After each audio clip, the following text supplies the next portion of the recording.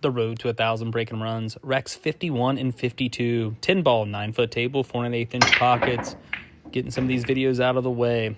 Okay, I see some balls going in the pocket, and the cue ball and the 1 ball are winding up pretty close to each other.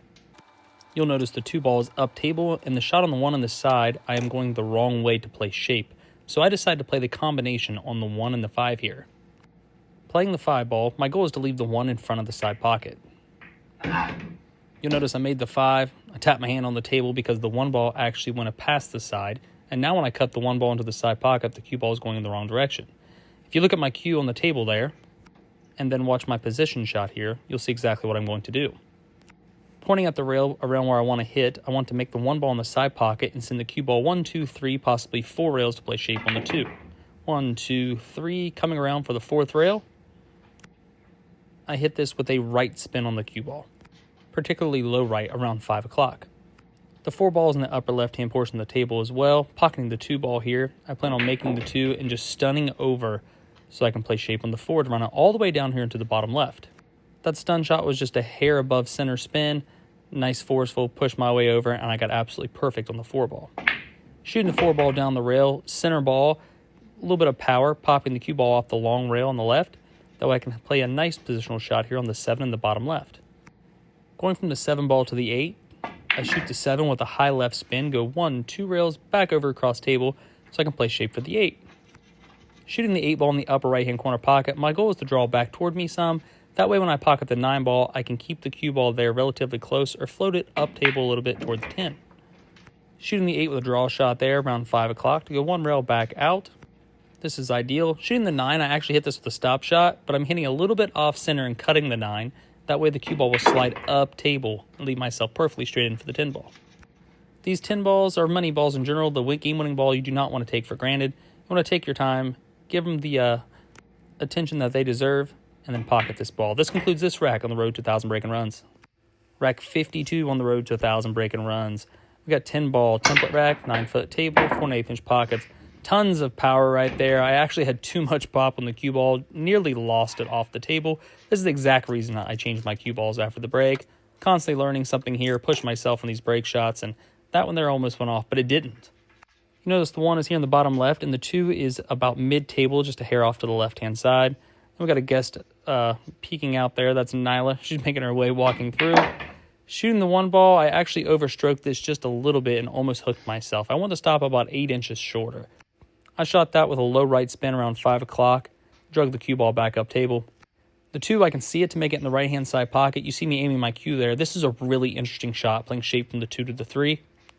I was afraid if I hit the 2 with high left spin, I would come off and hit the 7 and stop my cue ball, so I elected to shoot the 2 here in the side with a low spin, a little bit of low left, probably around 630 on the cue ball.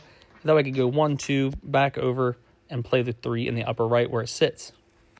I really like this shot on the 3 ball here. It's super deep in the pocket. We all know those are extremely hard to play position off of. You see me laying my cue on the table in 2 different places. I'm trying to figure out where I want to leave my cue ball. Right there is where I decide to play the line. Knowing these balls are hard to play position, I do not want to send the cue ball very far. I want to try to control it. So I would like to shoot the 3 here in the corner pocket with a little bit of high left spin, and I'm going to float the cue ball in between the 4 and the 10. And I honestly hit this ball about perfect. I couldn't ask for anything better. I even left myself a natural angle to play shape on the 5. You see me putting my cue on the table there. I plan on cutting the 4 ball in the upper left-hand corner pocket.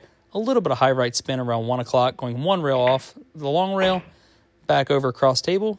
And I was relatively close to where I pointed out on the table. This rack is completely runnable now. Shooting the 5 in the upper left-hand corner pocket, using a low left spin around 7 o'clock. Just go 1 rail, back out, across table, making sure not to leave myself straight in on the 6 ball because you can tell the 7 is down here. Walking around table to see exactly where I want to leave my cue ball ideally. Taking my time on the 6 here.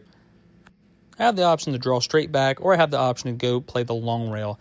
I elect to play the long rail here, using a little bit of speed, a little bit of power in my stroke. Not very much, just a little bit to force over to the long rail, and then using the spin to draw my ball down here to play position. Not power, I use spin to get the cue ball down the table. That was about low left spin around 7 o'clock. Shooting the 7 ball, I'm almost straight in, but I want to get closer to the 8 ball here. So I elect to use a high spin around 12 o'clock. I don't even believe I used much left-hand spin, just about 12 o'clock, but my problem was I hit it too hard. I wanted to stop the cue ball about 10 inches shorter so I didn't have nearly the severity of a cut on the 8. You see me speeding up the video to save time here. I had somebody walk in the garage and almost interrupt the rack, so I just sped up through there and muted the rack from here on out. But this is pretty routine, just shooting the 8 in the upper right-hand corner pocket, center spin, center ball, floating 1, 2 rails back over across table to leave myself perfect for the 10 in the upper right-hand corner pocket. Again, do not take these balls for granted. Give them the time they deserve. Make sure you cinch this ball to collect this rack that you worked hard for. And this 10 ball concludes this rack on the road to 1,000 breaking runs. And you see Nyla's tail wagging around, walking through. And as always, be sure to check out my sponsor. Greatly appreciated.